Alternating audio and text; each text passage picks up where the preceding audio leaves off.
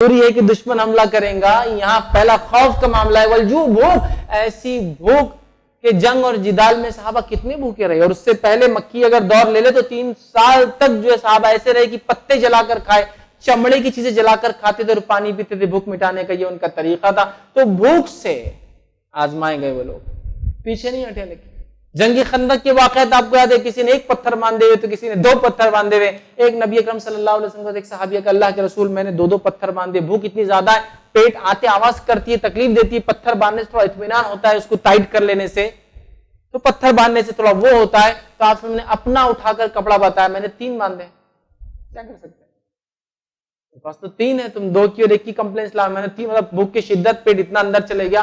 آتے کیا ہوتی ہے, آپ چاہے ظاہر سے تو ان کا کام ہے غذائیات کو جذب کرنا, وہ تکلیف دیتی ہے تو ذرا ٹائٹ باندھ لینے سے کوئی چیز اس کو تھوڑا اطمینان ملتا ہے خالی پیٹ. تو میں نے تو 3 باندھے, میرا حال یہ.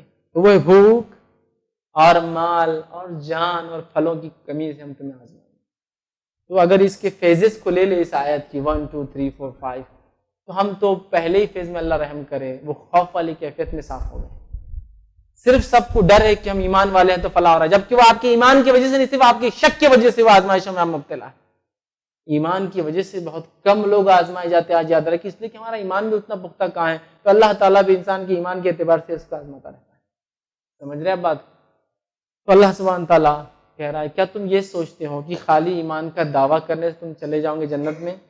اس لوگوں کو ہم نے بہت آزمایا, اور اتنا آزمایا ان کے انبیاء اور ماننے والے بھی کہہ پڑے کہ اب اللہ کی مدد آخر کب آئیں گی. اللہ فرما رہا ہے کہ اللہ کی مدد جو ہے بہت قریب ہے. یاد رکھیں, نبی اکرم صلی اللہ علیہ وسلم, صحیح بخاری کی روایت, ایک مرتبہ بیٹھے ہوئے تھے کعبے کے سائے میں.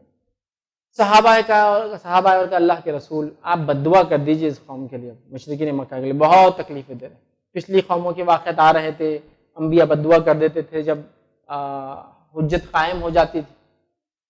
تو آپ صلی اللہ علیہ وسلم جو ہے نے صحابہ سے کہا کہ جب تم سے پہلے لوگ ایمان لاتے تو انہیں آروں سے 2 ٹکڑے کر دیا جاتا, لیکن یہ چیز بھی ان کو ایمان سے نہیں پھرتی. زندہ انسان کے جسم پر لوہے کی کنگیاں چلا کے ان کی چمڑی ادھیڑ دی جاتی, لیکن یہ چیز بھی انہیں ایمان سے نہیں پھرتی. اور اگر اس